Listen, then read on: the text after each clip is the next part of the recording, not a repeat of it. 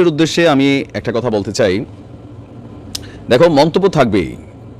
এখন এইসব মন্তব্যে ভয় পাওয়া চলবে না, কারণ যেটা ঘটানোর এটা কিন্তু ঘটাই দিছো। সো এই মুহূর্তে উচিত মাথা ঠান্ডা রেখে বুঝ জ্ঞান পরামর্শ করে ভবিষ্যতের প্রতিটা কদম ফেলতে হবে। দুঃস্বপ্নটা আসা খুবই স্বাভাবিক, কারণ অনেক সময় হয় কি, জোশের ঠেলায় অনেক কর্মকাণ্ড করে ফেলা যায়।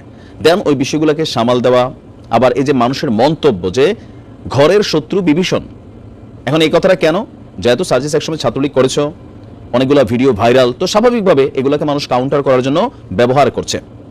তো সেই জায়গা থেকে সার্জিসের ভিতরে বা অনেকেই বলেন যে অন্যদের কি হবে জানি না, তবে সার্জিসের বেশি শাস্তি হবে। এটার মেইন কারণ কি? সে তো ছাত্রলীগের লোক ছিল। বাট আমি মনে করি বিষয়টা এরকম না।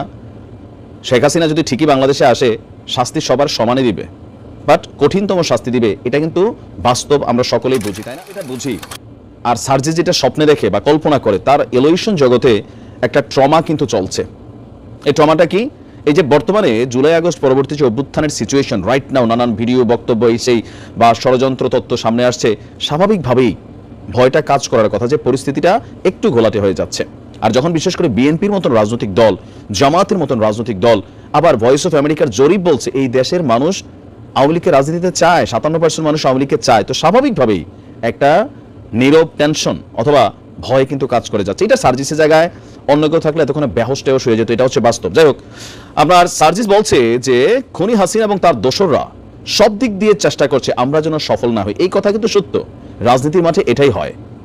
কোনোভাবে যদি আমরা ব্যর্থ হই, কারোর অস্তিত্ব রাখবে না শেখ হাসিনা বা খুনি হাসিনা।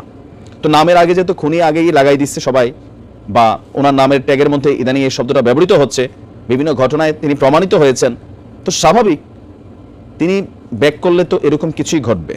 এর বাহিরে যদি কোনো কিছু ঘটে, সেটা হচ্ছে অতি প্রাকৃত কোনো ইস্যু হবে। সার্জিস বলছে যে 5ই আগস্টে অনেক শহীদ পরিবার রয়েছে যাদের দাফন করতে দেওয়া হয়নি। ঘটনা সত্য, আমরা দেখছি যে ট্রাকের মধ্যে একের পর এক দেহ তুলে আগুন জ্বালায় দেওয়া হয়েছে, তাই না? এগুলো কিন্তু আমরা দেখছি। তাদের বাড়িতে থাকতে দেওয়া হয়নি, তাদের হয়রানি করা হয়েছে। এখন যদি শেখ হাসিনা ফিরে আসে, একই কাজ করবে তারা, তবে এখানে ভুল আছে, এর থেকে দ্বিগুণ কাজ করবে। বিশেষ করে যারা ছাত্রলীগের মধ্যে, যুবলীগের মধ্যে, আওয়ামী লীগের মধ্যে ঘাপটি মেরে বসেছিল, ওই যে ঘরের শত্রু বিভীষণ, এই জায়গা থেকে সার্জিস হতে একটু এক্সট্রা টেন্স হয়। বাকিদেরও হবে, তবে স্বাভাবিক ব্যক্তি জীবনেও যে আপনার খুব কাছের মানুষটা যদি আপনার সাথে বেইমানি করে, তখন এটা আসলে কোথাও না কোথাও একজন মানুষ হিসাবে মেনে নেওয়ার সুযোগ নাই। বাট এখন যেটা ঘটছে, আল্লাহ রাখছে ঘটছে, কিন্তু আওয়ামী লীগ তো কারো না কারো খুঁজতেছে। এই পুরোটা গোসা ঝাল কার উপর দিয়ে যাচ্ছে? আসিফ নজরুলের উপর দিয়ে যাচ্ছে, ডক্টর মোহাম্মদ ইউনূসের উপর দিয়ে যাচ্ছে। আর এই সমন্বয়ক, হাতে গোনা 10-15 জন সমন্বয়কের উপর দিয়ে কিন্তু এই ঝড়টা যাচ্ছে। বা আপনারা দেখেছেন তাদেরকে কিভাবে হত্যা চেষ্টারও মানে ট্রাই করা হয়েছে। ভিডিওটা ভুয়া, বাট ঘটনা সত্য। ভিডিওটা আগের ছিল, অ্যাক্সিডেন্টের ঘটনা সত্য।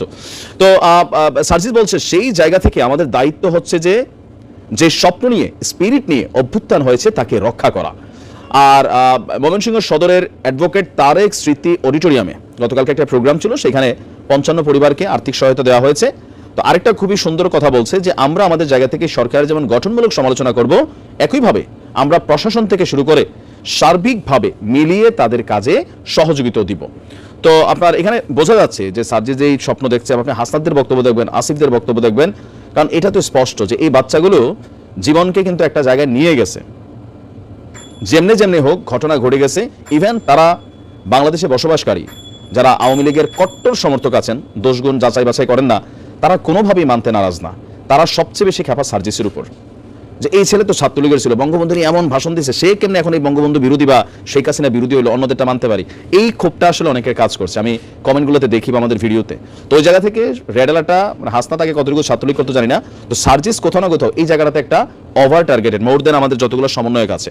বাকিরা অনেকে শিবিরের সাথে কানেক্টেড বা অন্য দলের সাথে কানেক্টেড, কিন্তু সার্জিস এই জায়গাটাতে একটু টেন্সড হচ্ছে। বয়স কম, বাট নেতৃত্বের গুণাবলী আছে, দৃঢ় বক্তব্যের সুযোগ আছে, আগে থেকে সে বাকপটু ছেলে। তো এখন যেটা ভয় হচ্ছে, ভয়টা সার্জিসের জায়গায় যে কোনো মানুষের, ভাই এর থেকে বড় বড় পলিটিশিয়ানদের কিন্তু ভয় হয়। তো সেই জায়গায় বাচ্চা ছেলে, শরীরে জোশ আছে, তারপরে যথেষ্ট কনফিডেন্স নিয়ে বক্তব্য দিচ্ছে, সারা বাংলাদেশে চষে বেড়াচ্ছে। এই সাহসটা অন্য দলের কোনো বর্ষিয়ান রাজনৈতিক নেতাও হয়তো বা সহজে করতো না।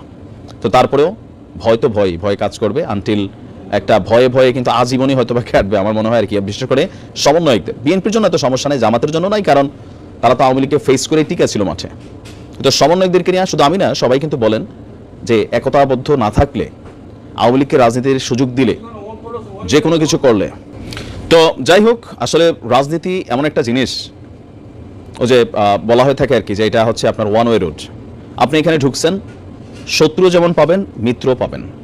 তবে দিন শেষে রাজনীতির মাঠে বাংলাদেশের ইতিহাস কথা বলে কেউ না কেউ আপন না। যারে যখন বলি দিয়া, যারে যেভাবে বেচা, যারা যেভাবে স্বার্থ উদ্ধার করা নিজেদের স্বার্থ উদ্ধার হয়, তারা কিন্তু সেভাবেই করে। আরো ভয়ের যে জায়গাটা কাজ করে, যেমন সমন্বয়কদের ভাষা যদি আপনি শোনেন, তারা কিন্তু বলে যে ক্ষমতার জন্য বিভাজিত হয়ে যাচ্ছে, অনেকের অনেক কিন্তু অ্যাক্টিভিটিস তাদের কাছে এখন আর কোথাও না কোথাও টেনশনের জায়গা তৈরি করছে। যে এই যে বিভাজনটা, বিশেষ করে বিএনপির মতন রাজনৈতিক দল যখন তারা একটা শক্ত অবস্থানে চলে গেছে, তো বিএনপি কেন, তারা কিন্তু সার্জিসদের বিশ্বাস করে না, এটা কিন্তু বাস্তব। এমনি মুখে মুখে বলে আর কি, আপনি জামাতও হয়তো বা এদেরকে অন্তর থেকে বিশ্বাস করে না। ওই যে অনেকে ভাবে যে একসময় ছাত্রলীগ করে আওয়ামী লীগের সাথে এই ঘটনা ঘটাই দিছে, যে পারসেপশন আসলে কোনোটাই থাকে না। যেমন গোলাম মাওলা রনি ভাইয়ের অবস্থা হয়েছে এরকম অনেকটা, যে তিনি একসময় আওয়ামী লীগ করতেন, সেখান থেকে বিএনপিতে আসলেন, তো এখন আবার ধরেন বিএনপির তারা কিন্তু তাকে খুব বেশি যে বিশ্বাস করে তা না।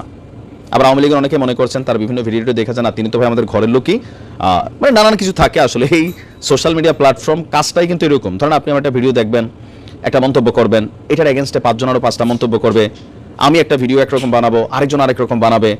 তো এই ভিন্নতাই সোশ্যাল মিডিয়া প্ল্যাটফর্মে আমরা আসি আসলে এগুলো করতে, গুরুত্বপূর্ণ নিউজের পাশাপাশি হালকা গালিগালাজ প্র্যাকটিস, তারপরে ধরেন এয়ারোর গোষ্ঠী উদ্ধার করা, তারপর হচ্ছে সমর্থনে কথা বলা, নানান কিছু। বড় আজব মিডিয়া হচ্ছে সোশ্যাল মিডিয়া। তো সকল কিছুর পরে যাই হোক, সার্জিসের উদ্দেশ্যে মেইন বক্তব্য হচ্ছে যে ভয় পাইলে চলবে না, সাহস রাখতে হবে সিনাতে, আত্মবিশ্বাস থাকতে হবে যে আওয়ামী লীগ ফিরে আসলেও রাজপথে আমরা টিকে থাকবো, এরকম একটা শক্ত সাহস তোমাদের মধ্যে থাকতে হবে।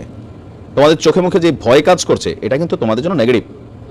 অবশ্য সার্জিসের সাহসও আছে, বলছে কয়জন সার্জিস মারবেন, মাইরা ফেলেন, অনেককে মাইরা ফেলছেন। তো এরকম বক্তব্য দেওয়ার পর এই ছেলেগুলোর আর ভয়ের কি আছে?